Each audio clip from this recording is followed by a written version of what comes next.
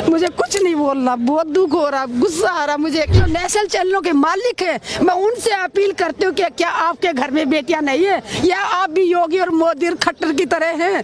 पूछना चाहती हूँ क्या किसी के घर में माँ है, कम से कम अगर बेटी तो नहीं होगी, बहन तो होगी तुम्हारे घर में। कम से कम देश की बेटियों के सम्मान में कम से कम दिखाइए, सच्चाई दिखाइए और सवाल कीजिए प्रधानमंत्री जी से।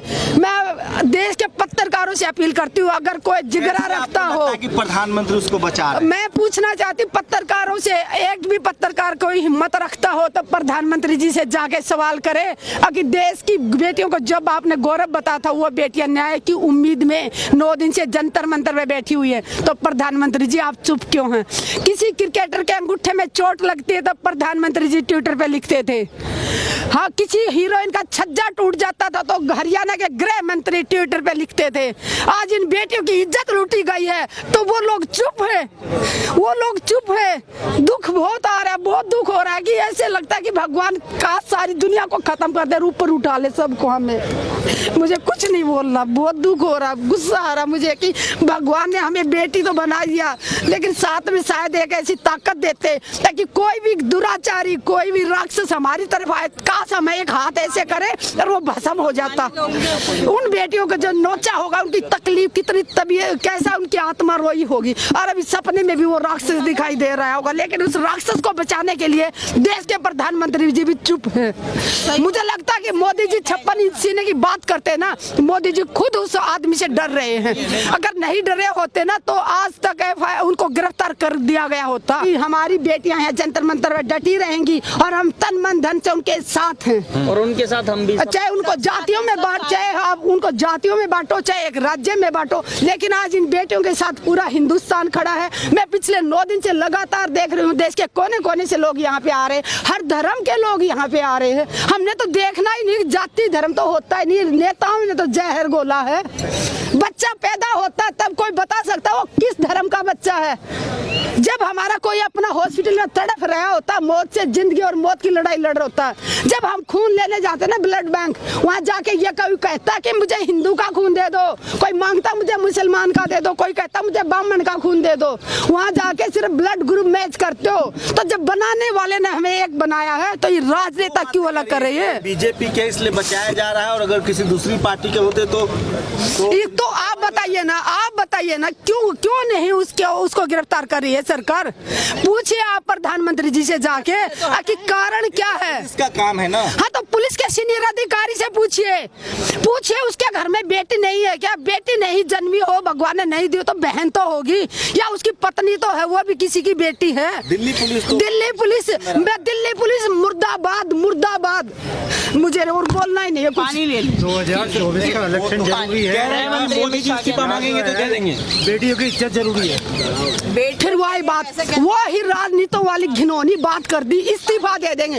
अरे इस्तीफा तुम्हारे पद और तुम्हारे पदक, तुम्हारा जो पद है ना, इस्तीफा वो तुम्हारे लिए बड़ा होगा। यहाँ पद के लिए से ये नहीं बैठे हैं खिलाड़ी, यहाँ या बेटियों का शोषण हुआ है और शोषण करने वालों को सजा दिलाने के लिए बैठे हुए यहाँ पे बात कर रहे हैं। पद का इस्तीफा दे दो, किसने मांगा उसका इस्तीफा? जब उसने बेटियों का शोषण करे, पद क्या चीज है?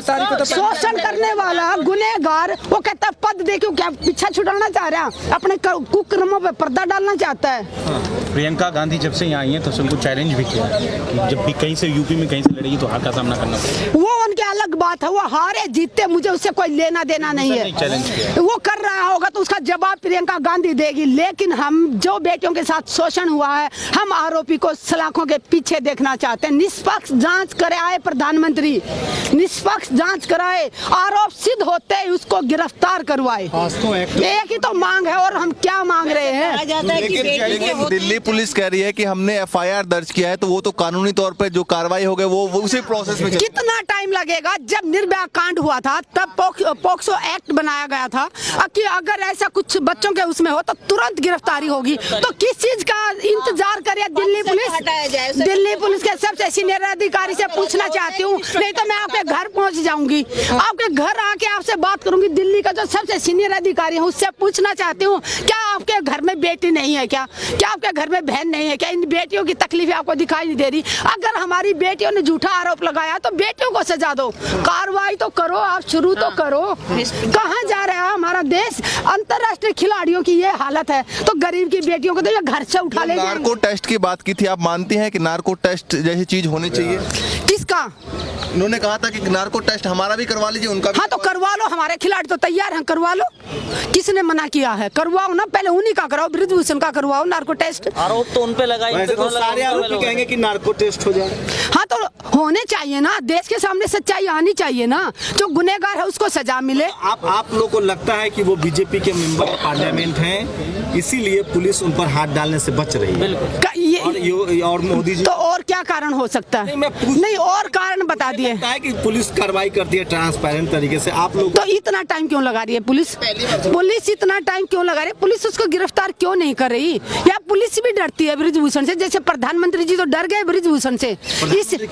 प्रधानमंत्री जी इसलिए डर गए, जब क्रिकेटर के अंगूठे में चोट लगती थी तो ट्विटर पे लिखते थे, लेकिन आज प्रधानमंत्री जी ने 9 दिन से ट्विटर पे एक लाइन नहीं लिखी। क्या प्रधानमंत्री जी का फर्ज नहीं बनता था? शिकायत करता, 1 मिनट, शिकायत करने वाली बेटियों के साथ हैं और निष्पक्ष जांच कराएंगे। अगर आरोप सिद्ध होते हैं तो बृजभूषण को सजा देंगे। प्रधानमंत्री जी की ड्यूटी बनती है लिखना चाहिए ट्विटर पे, लेकिन आज तक उन्होंने ट्विटर पे एक लाइन नहीं लिखी। ने तो सिक्योर किया है ना कि हम इसकी कोर्ट पे तो हम भरोसा करते हैं, कोर्ट ही तो है आखिरी उम्मीद। कोर्ट के कारण तो ये देश चल रहा है, नहीं तो अभी तक तो आप और हम सब जेल में होते, यहाँ खड़े होके ऐसे बाइट नहीं दे रहे होते।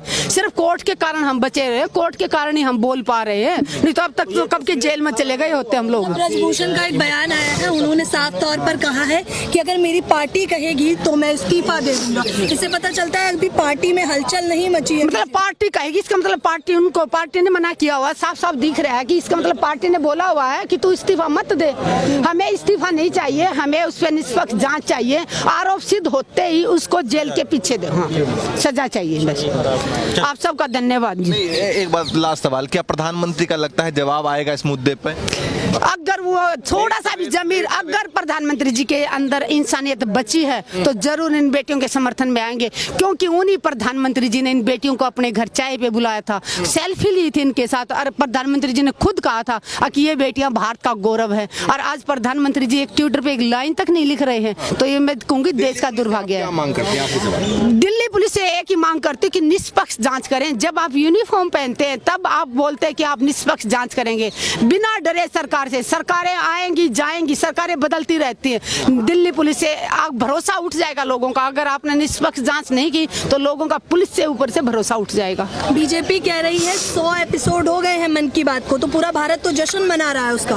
कौन सा भारत मंगा? मैं तो सुबह से यहाँ देख रही हूँ, सारा देश तो यहाँ सड़कों पे रो रहा है, किसान सड़कों पे रो रहा है, जवान सड़कों पे बैठा है, खिलाड़ी सड़कों पे बैठे हैं, युवा बैठा हुआ है। कौन सा भारत है वो? भारत मुझे समझ में नहीं आ रहा है। सब लोग जश्न मना रहे हैं। जो बीजेपी पार्टी के गुलाम हैं वो जश्न मना रहे हैं, जो गुलाम हैं, जिनका जमीर बिक चुका है, वो ही जश्न मना रहे हैं। 100 करोड़ लोगों ने इंटरटेन किया, सुना है। होगा, वो बोल रहे हैं तो जरूर होगा, हमें तो पता नहीं। मैंने तो अपनी जिंदगी में आज तक एक बार भी उनका वो जो मन की बात होती है आप जैसे लोगों से सुनी कि उसने आज क्या बोला, आज क्या बोला, हमें तो, क्योंकि जब से मोदी जी आए ना हम यहाँ सड़कों पे बैठे हुए हैं, क्योंकि वो ऐसी ऐसी नीतियाँ लेके आए कि उसका विरोध करना ही पड़ता हमें। कर्नाटक में उन्होंने कहा कि 99 गाली हमको मिली है। केरला में गालियाँ लिख रहे हैं तो गालियाँ क्यों मिल रही हैं? आप इसका मतलब गालियों वाला काम कर रहे हैं। आप ऐसा काम कीजिए ना, आप इनका ये बेटियों की न्याय दिला दीजिए, हम तो धन्यवाद बोल के यहाँ से उठ जाएंगे। प्रधानमंत्री जी अब भी ट्विटर पे लिख दें कि हम बेटियों के साथ हैं, हम प्रधानमंत्री जी का धन्यवाद करेंगे।